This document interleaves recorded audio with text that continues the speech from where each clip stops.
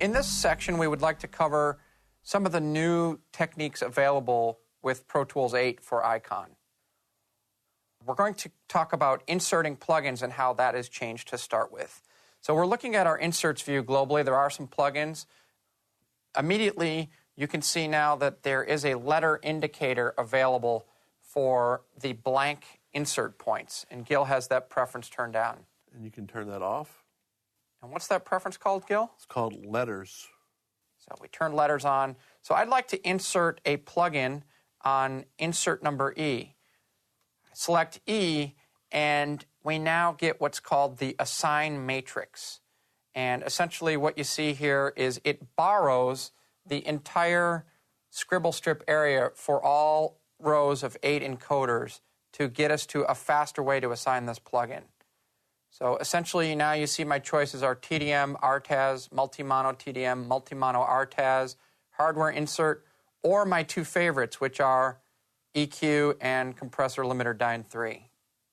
You also can see the name of the track in the bottom leftmost area here, and you can see a list of the different inserts. Currently selected is Insert E. Currently, there is no plugin or hardware insert on, so that area is lit up. So we'll go with a TDM plugin, and now all of the folders that are available, such as EQ, dynamics, pitch shifter, reverb, delay.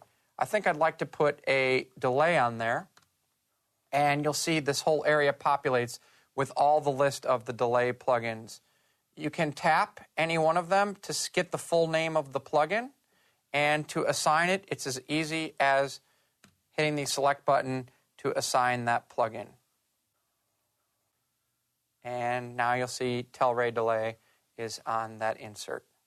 So this is a bit of the assign matrix, and you can get quite fast at it. We'll pop onto this next one. I want my standard EQ3 on there, and we're back out. Well, there's a couple other things you can do. One thing is when you pop in on the assign matrix, you can also lock it down to where it doesn't pop out. So you can stay in this mode. Now, let's say I wanted to add a TDM plugin here. Let's say an EQ. And we'll add in, for instance, the Sony EQ here. Okay, so it inserts it. Once that's done, you'll see that it is turned orange, saying that that is inserted on insert E. I can either now decide to choose another insert to assign to on that track, or I can actually come over here, hit the select button under the track name, and now I can toggle through the other different tracks that happen to be there. So I might go down here to Corey 1, select that, and now on insert E, I've got a way I can set up an EQ there as well. I can see you have a choice up there of one of the EQs already on this channel.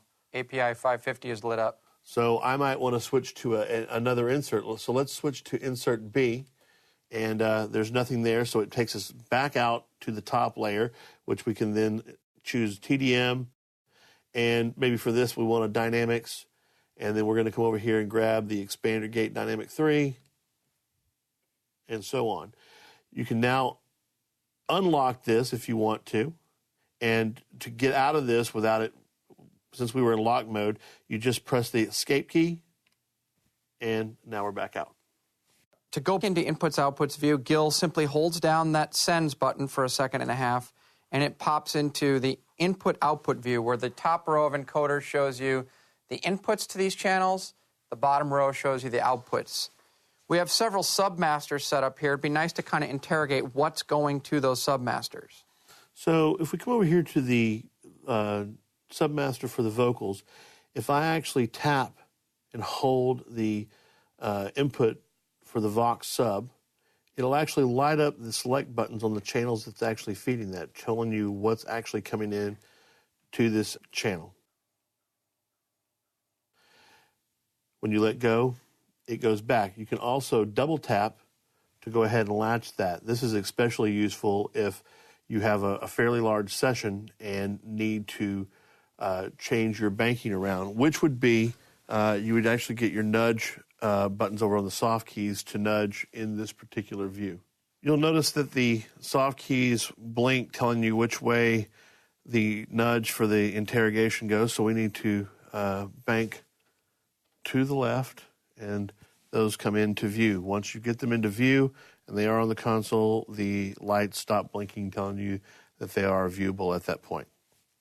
So in other words, if we were to double tap the clean guitar, it's off screen, so Gil can nudge to get it into view to find the tracks that are feeding that submaster. So that's a little bit about reverse interrogation. And say we wanted to assign some inputs to these channels now. That would also be something that's, again, useful with the assign matrix, the way it's changed. So we now see that this guitar fill track is set to no input. We can choose an interface or a bus. I'd like to choose input number 15 on my interface. This one I'd like to choose interface input number 16. Very fast way to pop in and out within the assign matrix. Okay, let's take a look at a new feature in Pro Tools 8 called plugin mapping. So on the D control, I can select an EQ on the channel strip and pop into that EQ. And on the first page, I have low frequency gain, frequency in Q. I'd like to change that around and make it the way I want it to be. So what we're going to do is talk about plugin mapping with Gil here. All right, so on the screen, there's actually a new section to the plugin header called Map. And once you declare a control surface in Pro Tools, this map section becomes active. What we're going to do over here is there's a Learn button, and when we click on that, we'll go over here on the surface and sets up the surface to be as a blank slate for us to map. Now, default, it goes into custom plugin mode to do that map, but we actually want to do one on just the channel strip. So Tom will get out of that, and we actually see that the channel strip is blank now, basically set and ready to go for us to create our own palette. So Tom, all I'm going to do is you're going to tell me what you want mapped where, and I'll just click on the actual control in the plugin window, and you'll be able to assign it. Okay, great. So the first one I'd like on my bottom button is the high pass frequency. Okay.